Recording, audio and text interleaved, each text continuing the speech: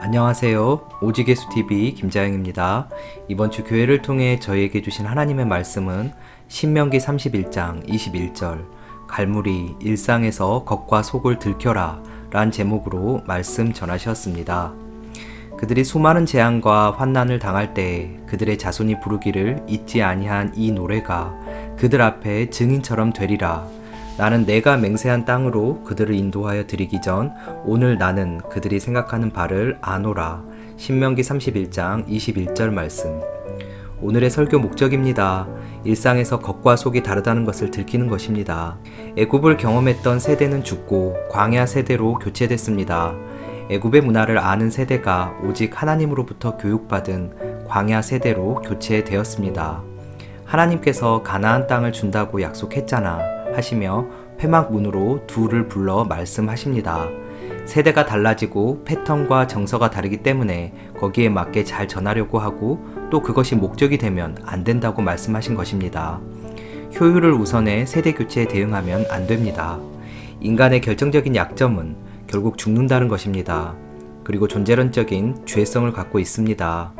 광야 세대는 애굽의 문화를 한 번도 보지 못한 세대, 고립된 광야에서 오직 주님의 뜻만 본 세대입니다. 그런 세대임에도 가나안 땅에 들어가니까 타락합니다. 훈련이 효과적으로 이루어지면 좋다는 생각은 틀렸다는 것입니다. 아무리 약점이 있고 죄성이 있어도 하나님의 뜻은 세대에 걸쳐서 변함없이 이루어진다는 세대를 바라보는 하나님의 뜻입니다. 시대와 문화와 환경과 세대를 초월해 당신의 뜻은 이루어집니다. 그것들을 무시하겠다는 것이 아니라 근본 취지가 그렇다는 것입니다. 예수는 그리스도이십니다. 복음이면 충분합니다.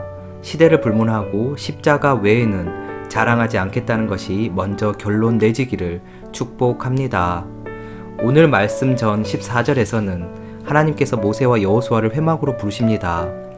회막에 섰다는 것은 회막문에 선 것입니다. 문은 소속을 결정합니다. 양의 문, 그것은 곧 예수님이라는 문을 통과해야만 생명을 얻습니다. 회막문이라는 것은 하나님의 사람이라면 누구나 다 경험해야 하는 문입니다. 하나님의 사람으로 생명의 문으로 들어가든지 아님 못하든지 이것을 진부한 언어로 순종이라고 합니다. 이 순종의 시기가 모든 사람에게 있습니다. 그런데 주님께서는 우리 마음의 중심을 보시고 제사보다는 순종이 낫다고 하십니다. 왜 그럴까요? 제사는 대상이 있습니다. 나를 위해 제사를 드리는 것이 태반입니다. 그런 제사가 많기에 제사가 옳지 않다고 하시는 것입니다. 그래서 순종을 말씀하시는 것입니다. 오늘 말씀 21절은 가나안 땅으로 입성하기 전 하나님의 아픈 마음을 볼 수 있습니다. 하나님의 약속이 이루어지기 전이니까 원래는 축제의 시간입니다. 약속이 성취되기 전인데도 찬물을 끼얹는 것 같은 말씀을 하십니다. 지금 백성들이 생각하는 바를 아신다고 말씀하십니다. 하나님 품 안에서 훈련받았던 너희들이 가나안 땅에 들어가는데 그들의 생각을 아신다고 말씀하십니다. 그들의 생각은 구체적으로 16절에 나와 있습니다. 백성들이 약속의 땅 가나안에 들어가면 하나님을 버리고 우상을 섬길 것이라고 말씀하십니다. 하나님은 당대 최고의 문화인 애굽으로부터 이스라엘 백성들을 탈출시키셨습니다.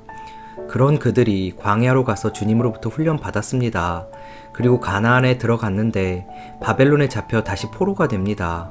아무리 교육받았다 하더라도 바벨론의 포로가 될 수밖에 없는 인간의 존재론적인 한계를 기억하셔야 합니다. 그래서 지금 일상에서 내 속에 무엇이 있는가 확인하셔야 합니다. 무엇을 원하고 있는지 아셔야 합니다. 광야에서 훈련받은 세대가 일상에서 그 훈련이 안 되었기에 속마음은 가나안 복지에 다 가 있어도 실제로는 주님을 믿는다고 착각한 것입니다. 광야 세대는 애굽을 모릅니다. 그런데도 눈치가 빠릅니다. 광야에서 불순종하니까 그냥 죽어가는 것을 봤습니다. 불뱀도 봤습니다. 그런데 순종하면 먹이시고 입히시고 하시는 하나님의 사랑을 또 봅니다. 그래서 표면적으로는 하나님을 따라가는 모습이 있습니다.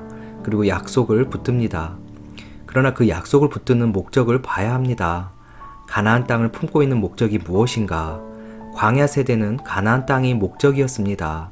나를 위해서. 그러나 하나님은 하나님의 사람들과 함께하기 위해 가나안 땅이 있었습니다. 우리의 기도 목적도 다 우리를 위해서입니다. 그것이 겉과 속이 다르다는 것을 들키는 것입니다. 하나님은 가나안 땅에서 하나님께서 어떻게 하셨다는 것, 하나님이 우리 하나님이라는 것을 알게 하기 위해 그 땅이 있었습니다. 그러나 광야 세대는 가나안 자체가 목적되었기에 바벨론으로 포로로 잡혀가는 일이 생긴 것입니다. 이 우매함이 깨지기를 축복합니다.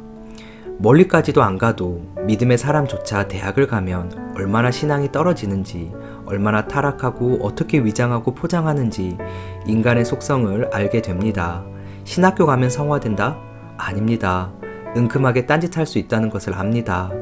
얼마나 세상과 버타면서 살고 또 그걸로 괴로워하면서 산다는 것 압니다.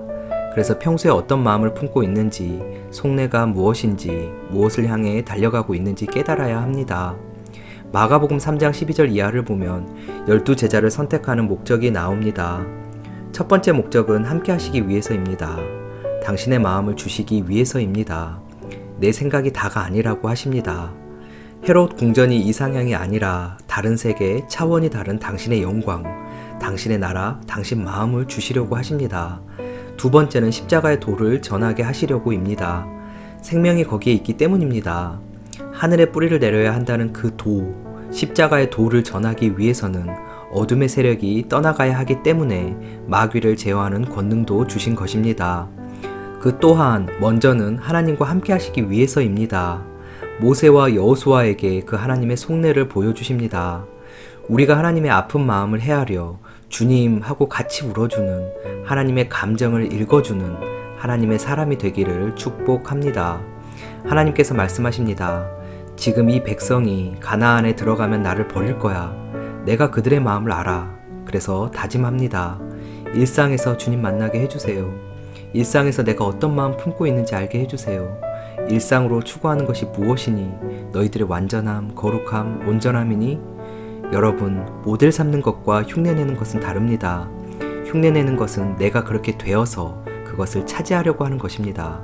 모델은 그것이 좋기 때문입니다. 흉내내는 것은 마음이 따라가지 않습니다. 보입니다. 행동도 언어도 바르지만 다릅니다. 주님이 모델 되어서 모델 되신 예수님 따라가기를 축복합니다. 여러분, 어느 때 기쁘십니까? 다 가나안 복지 아닙니까? 어느 때 주님께만 주목합니까? 자녀가 죽어가고 재정이 폭삭 망하기 전 아닙니까? 그것이 이루어지면 대부분 믿음 떠나갑니다. 대부분 그 열심, 집중 떠나갑니다. 이 속사람을 들키기를 바랍니다. 주님, 제가 어디에 신경 쓰고 있던 거죠? 이게 내 마음이었어요.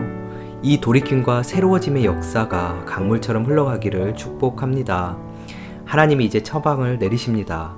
오늘 말씀에서 자손에게 노래를 가르쳐 부르라고 하십니다. 그리고 다음 말씀인 22절과 23절에서 강하고 담대히 이스라엘 자손을 인도하라고 말씀하십니다. 노래하게 하려면 인도자가 강하고 담대하지 않으면 안 됩니다. 쉬운 일 아닙니다. 얼마나 많은 대적이 있는지 모릅니다. 노래를 부르라는 것이 무슨 뜻일까요? 아이들이 사탕을 먹고 싶을 때 사탕 노래를 합니다. 노래는 집중하는 것입니다. 생각이 사탕에 있다는 것입니다. 노래하라는 것은 계속 생각하라, 잊지 말고 계속 생각하라는 뜻입니다. 인간은 죄 한 자락 못 이깁니다. 욕구 하나 못 이깁니다. 세상 맛 끊을 수 없습니다. 그래서 십자가가 있는 것입니다. 오늘 말씀 다음 장인 32장에서는 그 노래의 내용이 나오는데 줄이면 십자가 이야기입니다. 노래하라는 것은 십자가 사건을 잊지 말라는 말씀입니다. 염려가 있더라도 기쁨이 오더라도 현혹되지 말고 십자가 사건을 잊지 말라는 것입니다. 믿음의 실력은 십자가 사건을 잊지 않을 때 주님께서 일하십니다. 그 사안에 대해 흔들리지 않는 마음, 넘어지지 않는 실제, 그것을 믿는 것이 믿음의 실력입니다. 이것이 세대교체입니다. 여러분의 가정, 여러분의 삶에 주님의 뜻만 드러나게 하옵소서. 그때 오셔서 나의 힘 되어주시는, 당신의 뜻 세워가시는 가나안에서도 하나님께서 함께 하신다는 것이 실제로 보여져 천성이 실제되는 영광 누리기를 주님의 이름으로 축복합니다. 오늘 말씀 결론입니다. 일상에서 겉과 속이 다르다는 것은 광야 세대는 표면적으로는 약속을 붙드는 것 같지만 실상 가나안 땅이 목적이었습니다. 일상에서 속사람이 주님이 모델이 아닌 다른 것에 가 있음에도 신앙을 흉내내는 것이었습니다. 일상에서 십자가 사건을 노래하는 것이 세대 교체이고 강하고 담대한 것이었습니다. 오늘도 오직 예수입니다. 감사합니다.